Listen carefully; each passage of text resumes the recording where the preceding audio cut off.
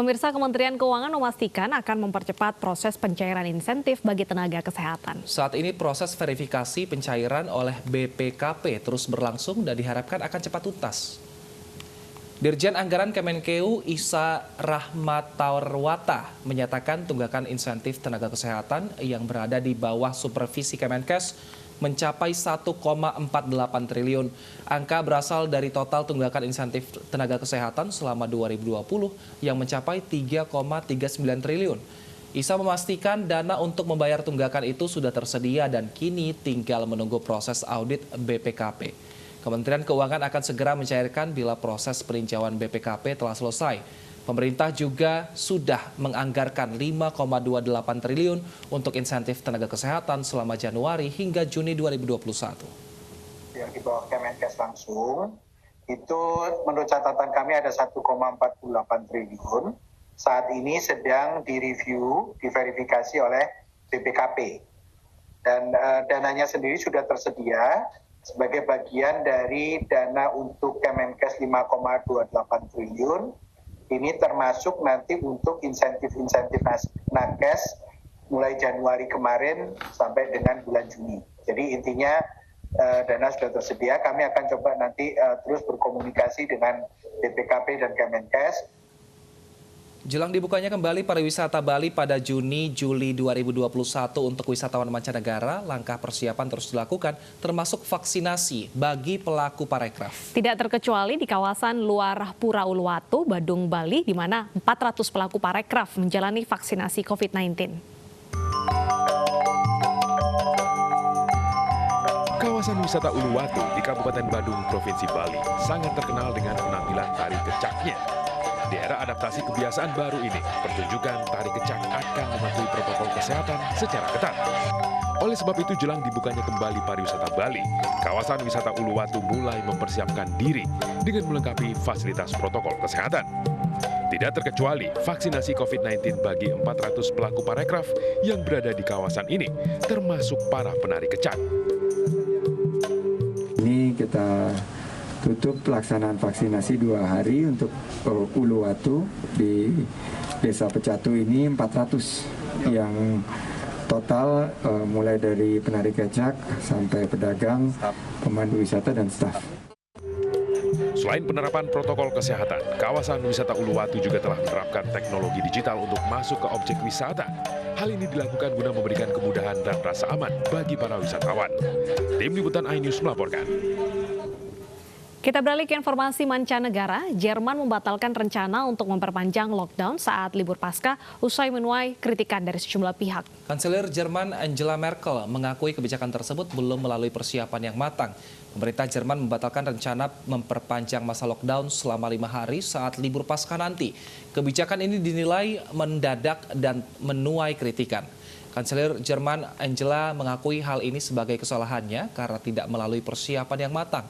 Merkel bahkan meminta maaf di depan parlemen karena membatalkan kebijakannya. Semula kebijakan ini diambil untuk menekan penyebaran COVID-19 yang masih meningkat. Dan pemirsa, bagaimana kondisi terkini di Jerman? Sudah terhubung bersama kami salah satu warga negara Indonesia yang tinggal di sana, ada Mbak Tonggi Siregar. Selamat siang waktu Indonesia, Mbak Tonggi. Selamat siang. Baik, Mbak Tonggi, terkait dengan kebijakan longgarkan lockdown saat ini, bagaimana sebenarnya keputusan pemerintah? Apakah tetap memberlakukan lockdown atau mencabutnya? Sebenarnya pada saat ini secara nasional masih tetap lockdown ya. Jadi tidak ada sebenarnya tidak diberlakukan lockdown karena kami sebenarnya masih lockdown dari akhir Oktober waktu itu hingga sebenarnya diperpanjang hingga nanti sekitar pertengahan April. Jadi harusnya akhir bulan ini sudah dihentikan atau mulai pelonggaran lebih lanjut, tapi akhirnya diperpanjang hingga pertengahan April. Nah, apa yang terjadi sebenarnya spesial di masa libur Paskah ini adalah sebenarnya lockdown yang lebih ketat lagi, itu yang sebenarnya diharapkan dan menjadi perdebatan seperti yang disampaikan sebelumnya. Terkesan mungkin terburu-buru, sebenarnya tujuannya adalah baik karena memang ada namanya RKI, Robert Koch Institute, ini jadi panduan kita tentang kondisi jumlah angka infeksi di Jerman, dan angkanya yang paling mengejutkan hingga Kamis kemarin itu sudah 22.000 yang terinfeksi positif. ini memang karena varian baru khususnya yang B117 dari Inggris itu cukup dianggap menular. Jadi ini yang menjadi bahan pertimbangan Kanselir Angela Merkel dan kabinetnya waktu itu mempertimbangkan, ayo mungkin Paskah ini bisa dipakai menjadi momen untuk sama sekali semuanya lockdown, semua toko ditutup gitu.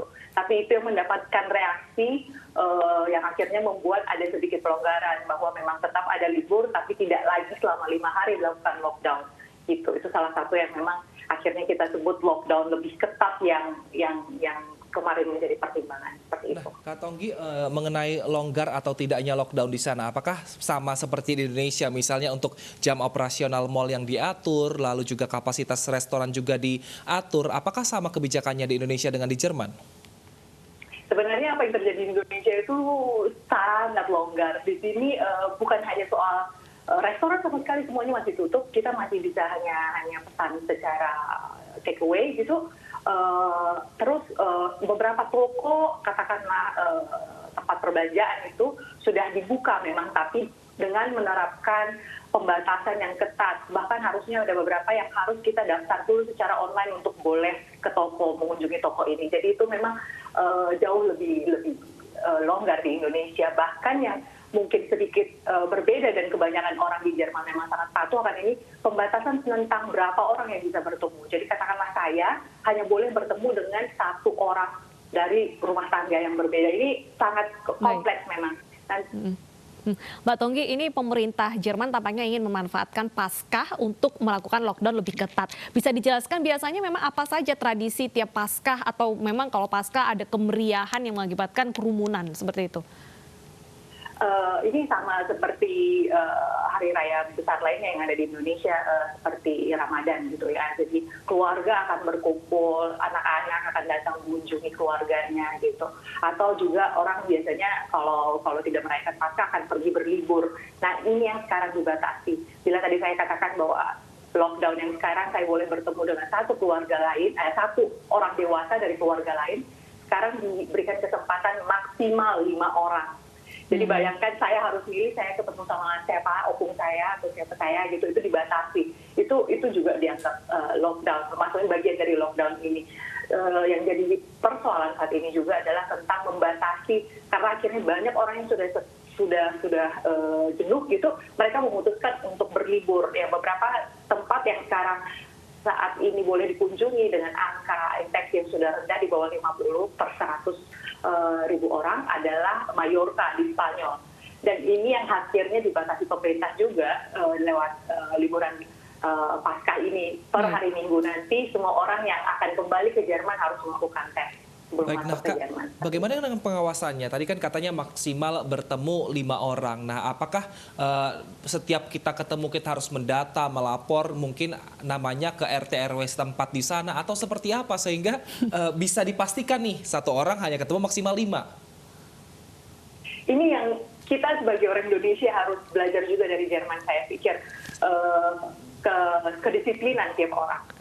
Ini memang ada case yang berbeda, pasti ada juga yang akhirnya anak-anak muda yang ingin party atau yang lainnya. Tapi di sini ada kedisiplinan, mereka sangat teratur, memang hanya bertemu dengan orang-orang yang terbatas. Jadi tidak ada itu harus lapor ke RT atau ada polisi. Ada polisi yang akan katakanlah petugas yang jalan di sekitar taman untuk melihat apakah ada orang yang berkumpul dan mengingatkan saat ini tidak boleh banyak yang berkumpul seperti itu. Tapi memang ini kedisiplinan sih dari setiap individu di Jerman yang bisa kita lihat sejak awal pandemi sampai sekarang. Boleh dicontoh itu kedisiplinannya ya untuk masyarakat Indonesia. Disiplin, nggak perlu ada yang ngawasin. Oke. Nah, kita ingin bertanya soal vaksinasi. Kalau di Indonesia kan sudah mulai marak ya, sudah mulai massal vaksinasinya. Kalau di Jerman sendiri bagaimana? Mbak Tonggi sudah menerima vaksin atau masih diprioritaskan untuk kalangan tertentu? Masih diprioritaskan. Kami yang anak-anak muda gitu agak berbeda dengan Indonesia. Kalau di Indonesia kita yang usia produktif dan diprioritaskan, di sini yang diprioritaskan adalah kaum manula sebenarnya. Selain sebenarnya ya tenaga kesehatan atau di dunia pendidikan ataupun tempat-tempat yang dianggap krusial gitu seperti polisi atau pemadam kebakaran. Tapi yang menjadi prioritas adalah kaum manula. Jadi dibagi beberapa tahap bahwa di atas 80 tahun baru akhirnya akan ke bawah. Ini memang agak sedikit terkendala saat ini, tapi ini bukan hanya di Jerman saja.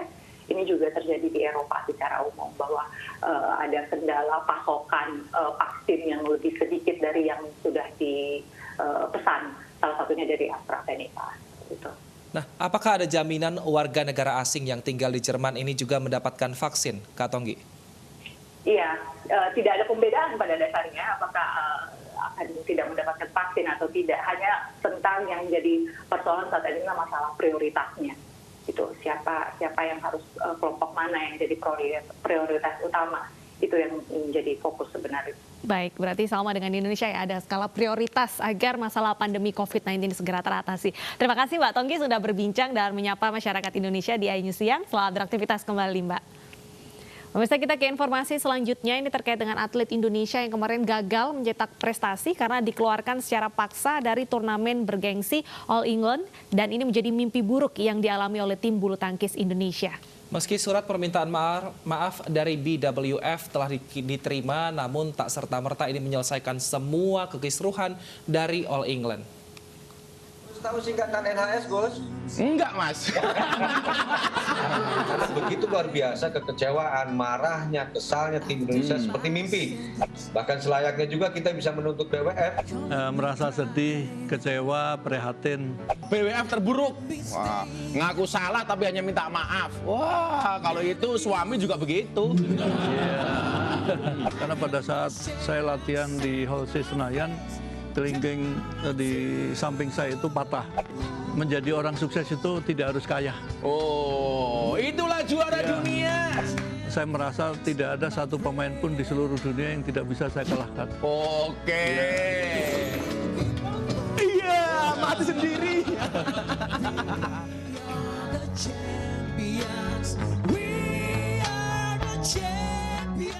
Pemirsa, kita ke info mudik di mana ternyata pemerintah ini resmi melarang mudik Lebaran 2021. Informasi selengkapnya akan kami hadirkan usai jeda berikut, tetaplah bersama kami.